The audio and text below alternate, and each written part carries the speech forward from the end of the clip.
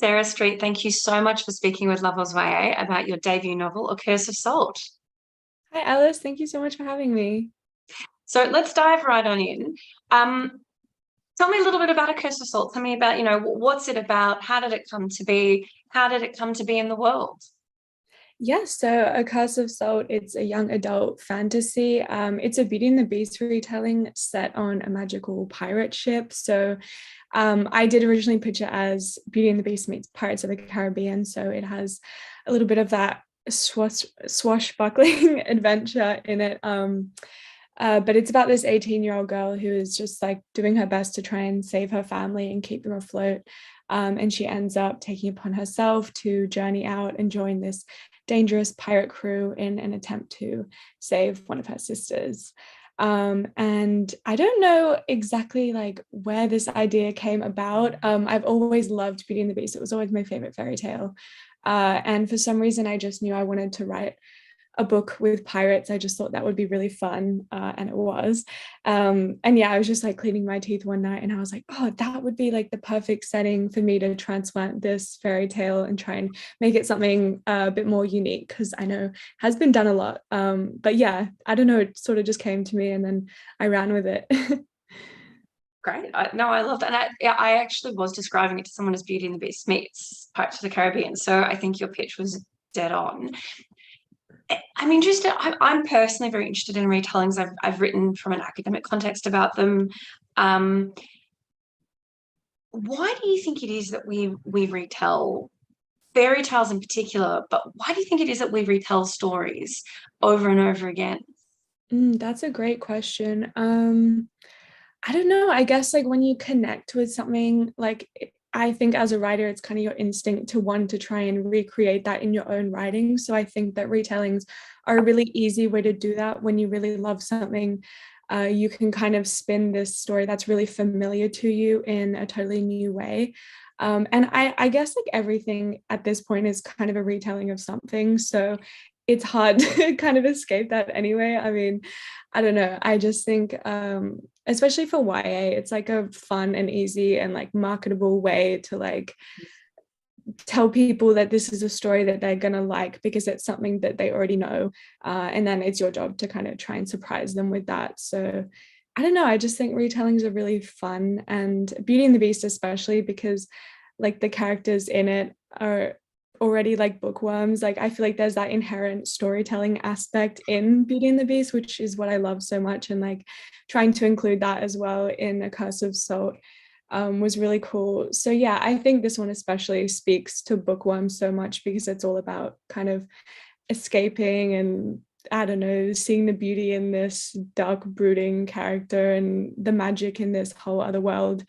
So yeah, I don't know if that answers your question, but No, I think that's a really, I think you've really presently answered it from both a writer's perspective and a reader's perspective, which is from a writer's perspective, absolutely. All writers are kind of not mimics, but you do like loving something means that you want to take it and make it your own without cheapening that original version. exactly. And Yeah. you're right that especially within a wider context where we've got readers who are very, very distracted by a lot of things, it's a shorthand way of saying this is the kind of story to expect. If you liked it in other iterations, you'll probably like it here. And I've explored it from a different angle. I think that's the other thing. Yeah. It's like here's let's take this. It's almost like a trolley problem, like the trolley problem, you can vary it and it takes on new meaning and there's new dimensions to it with each thing that you add. With each retelling, you're taking the shape of the story or the idea of the story, but exploring it from a new angle. So I think that's an interesting thing to add as well, Exactly. um, where it converges for both a reader and a writer. I mean, you sort of talked a little bit about the fact that for Beauty and the Beast in particular, the characters are bookworms, there's a brooding character. But what's your favorite thing about the original story that you then pulled in um to this version of it? Yeah. Oh, that's a great question. I don't know. I've never actually really thought about it like one specific thing that I like. Definitely in this one, there's a lot of that found family aspect as well. I think like in I don't know how much it was present in the original fairy tale, but definitely like the Disney version, the animated movie. There's like Belle who wants this bigger life, she wants adventure, and she goes into this crazy situation, but she finds people to connect with. I mean, furniture, but like still.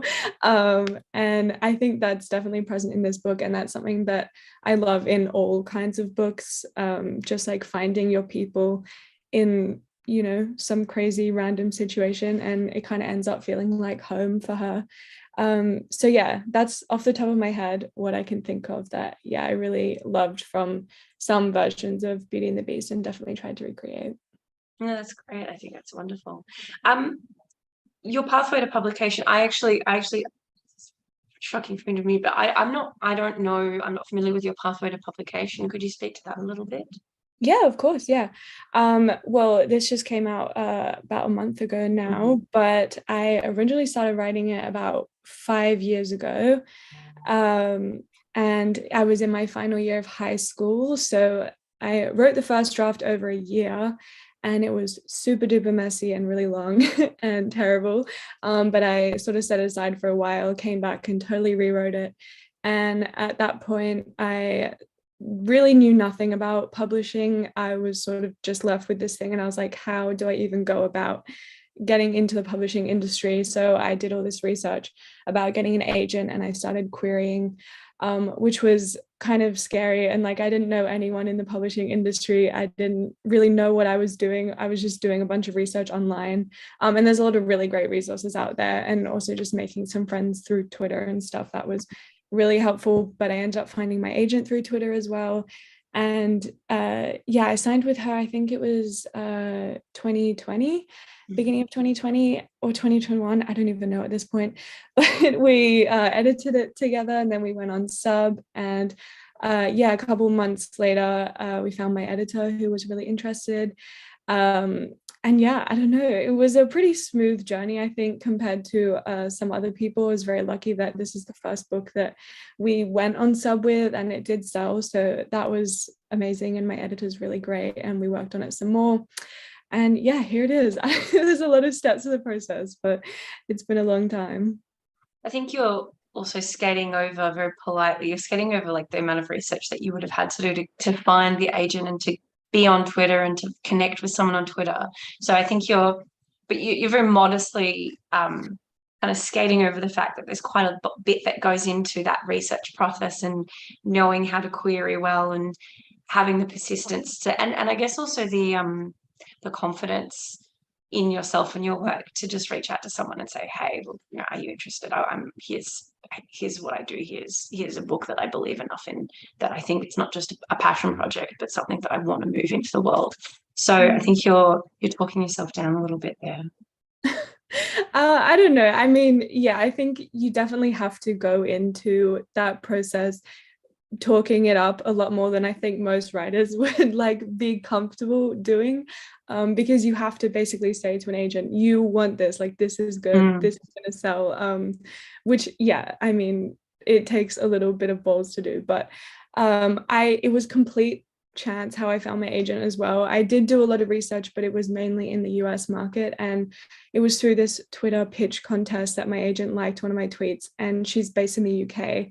And it's just like this massive stroke of luck. Like, I just feel so fortunate to have found her, because I didn't really do the research that I could have about the UK market, which is where it ended up selling. So yeah, very lucky that that happened, and she's amazing. So yeah. No, I think, but again, like you did enough research to know like how to pursue when that opportunity presented itself, which is like, what is it that they say? A lot of people who succeed or do well say, "Oh, I was really lucky." But it's funny how the more research and the more work that goes in behind the scenes, the luckier people become.